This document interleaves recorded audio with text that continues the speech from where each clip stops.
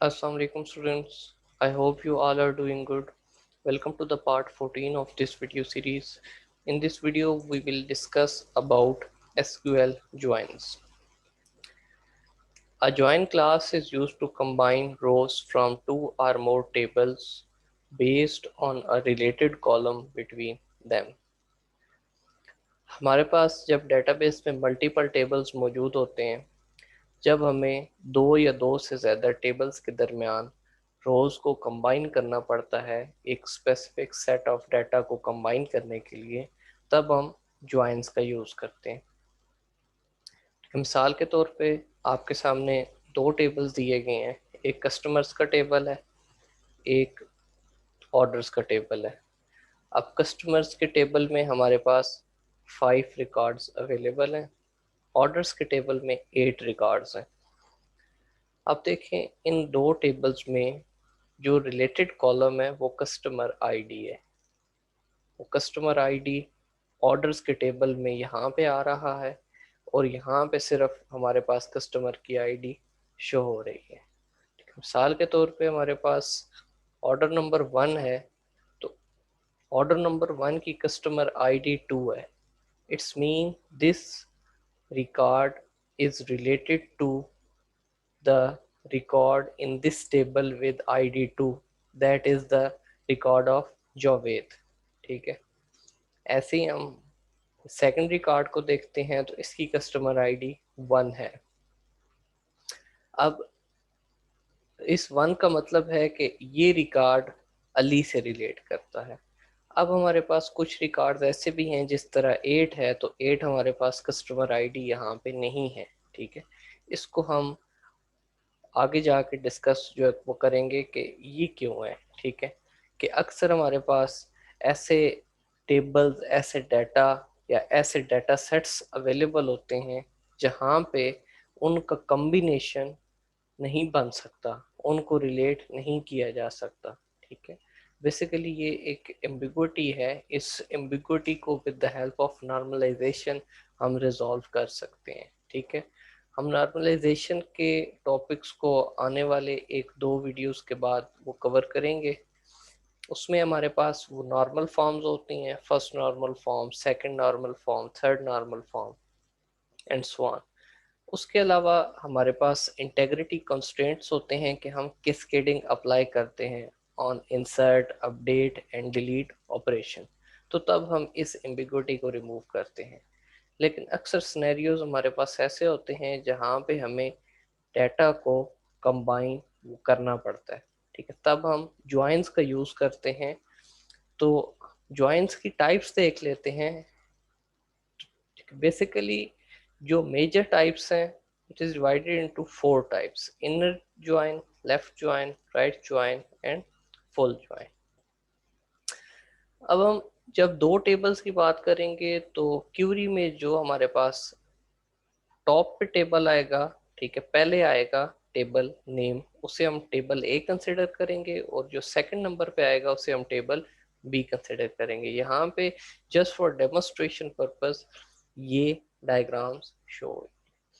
अब ये देखें इनर ज्वाइन कैसे काम करता है। Select all records from table A and table B where the join condition is met, कि जो भी आप कंडीशन लगाएंगे उस पे, उसके मुताबिक टेबल ए और टेबल बी में जो रिकॉर्ड कॉमन है on the basis of related column, तो सिर्फ वो रिकॉर्ड ही आपके पास शो होगा।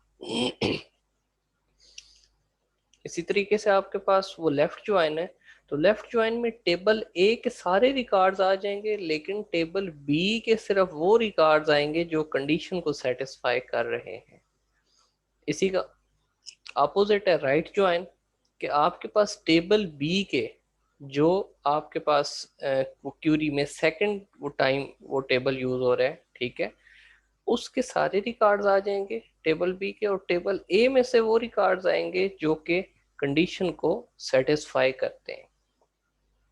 और जब हम फुल ज्वाइन की बात करते हैं तो इसमें हमारे पास दोनों टेबल्स में सारे रिकॉर्ड्स अवेलेबल होंगे। ठीक है, चाहे वो कंडीशन को सेटिस्फाई कर रहे हैं या नहीं कर रहे, तमाम रिकॉर्ड्स अवेलेबल होंगे।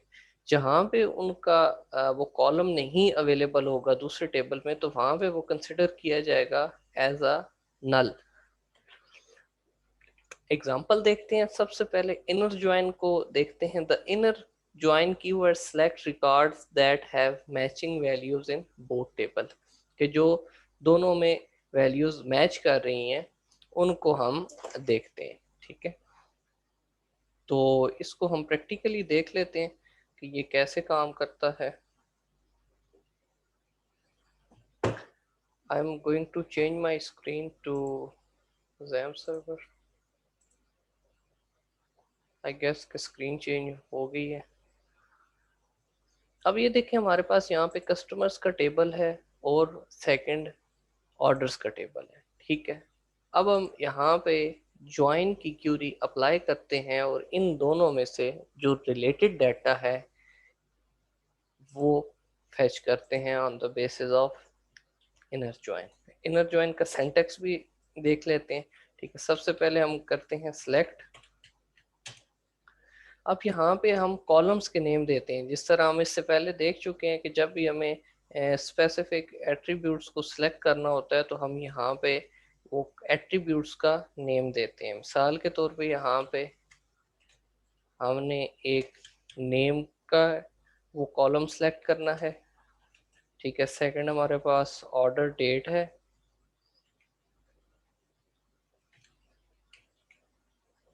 ठीक है, थर्ड हमारे पास अमाउंट है। हमने ये तीन कॉलम सेलेक्ट करने हैं दो टेबल्स में से। जो नेम है वो आएगा कस्टमर्स के टेबल से और ऑर्डर डेट और ऑर्डर अमाउंट आएगा ऑर्डर्स के टेबल में से। अब यहाँ पे देखें, हम करेंगे फ्रॉम।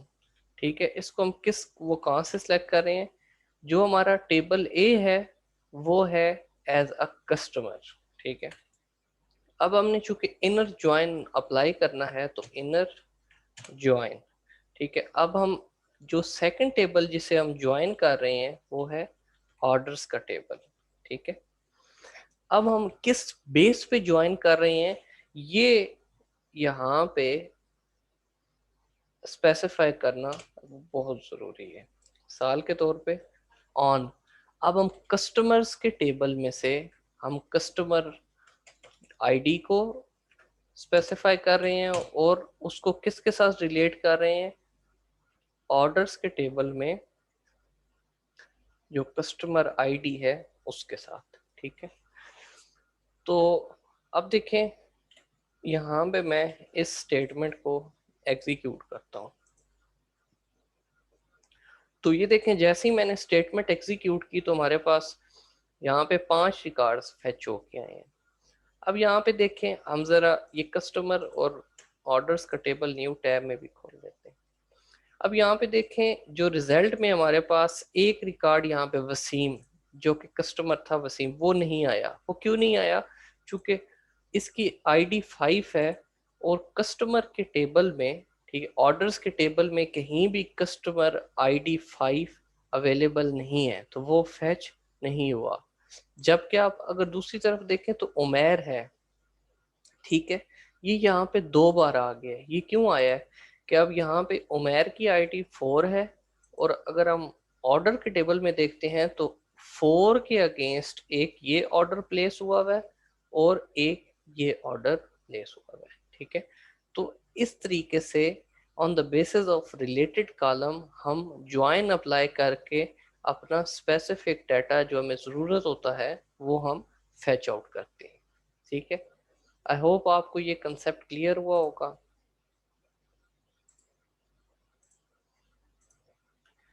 उसके बाद जो नेक्स्ट कंसेप्ट है वो है लेफ्ट ज्वाइन का। जिस तरह मैं पहले बता चुका हूँ कि लेफ्ट ज्वाइन में जो टेबल ए होता है उसके सारे रिकॉर्ड आ जाते हैं, जबकि जो टेबल बी होता है उसमें से सिर्फ वो रिकॉर्ड आते हैं जो मैच हो रहे होते हैं। ठीक है, अब मिसाल के तौर पे अब टेबल ए है। ठीक है, इसको हम प्रैक्टिकली देख लेते हैं कि लेफ्ट ज्वाइन कैसे अप्लाई होता है। ये देखें, मैं इसी क्यूरी को मॉडिफाई कर रहा हूं। ये मैंने कर दिया लेफ्ट ज्वाइन। अब आप देखें जैसे ही मैं क्यूरी को एग्जीक्यूट करता हूं तो हमारे पास जो लेफ्ट टेबल था जो कि कस्टमर्स का टेबल था, वो कस्टमर्स के टेबल्स में से सारे रिकॉर्ड्स आ गए। ये देखिए वसीम भी आ गया जो कि पहले नहीं आ रहा था, लेकिन उसके अगेंस्ट जो दूसरे टेबल में चूंकि रिकॉर्ड है ही नहीं तो वहां पे जीरो रिकॉर्ड आया है, यानी कि वहां पे उसने हमें नल रिटर्न किया है। ठीक है, इस तरीके से अगर हम राइट ज्वाइन की बात करते हैं, ठीक है, तो राइट ज्वाइन में आप देखेंगे कि हमारे पास जो ऑर्डर्स का टेबल है उसमें से सारे रिकॉर्ड्स आ जाएंगे, लेकिन जो आपका जो कस्टमर्स का टेबल है वहां पे रिकॉर्ड आपका आएगा in the form of null. ये देखें, अब जिस तरह हमारे पास ऑर्डर्स है तो वो बी टेबल में से, ठीक है, ऑर्डर्स के टेबल में से सारे रिकॉर्ड फैच आउट हो गए हैं, लेकिन जिस रिकॉर्ड के अगेंस्ट, जिस ऑर्डर के अगेंस्ट आईडी अवेलेबल नहीं थी इन कस्टमर टेबल, वहां पे उसने हमें नल रिटर्न कर दिया। आई गेस आपको ये कंसेप्ट क्लियर हुआ होगा। ठीक है, इस तरीके से लेफ्ट राइट, ठीक है, लेफ्ट ज्वाइन और राइट ज्वाइन अप्लाई करते हैं। उसके बाद नेक्स्ट आता है हमारे पास फुल ज्वाइन। अब चूंकि माई एसक्यूएल के अंदर फुल ज्वाइन की क्लास सपोर्ट नहीं होती, ठीक है, अब इसमें क्या है कि हम लेफ्ट ज्वाइन लगाते हैं, राइट ज्वाइन लगाते हैं और इन दो क्यूरीज को लगाने के बाद इनका यूनियन कर देते हैं, तो हमारे पास इन दो क्यूरीज के रिजल्ट कंबाइन होके इन the form of full join show हो जाते हैं। इसको एग्जांपल देख लेते हैं इसकी। मैं इसी क्यूरी को मॉडिफाई कर रहा हूँ। अब जिस तरह ये देखें हमारे पास ये लेफ्ट ज्वाइन है, ये हमारे पास ये राइट ज्वाइन है।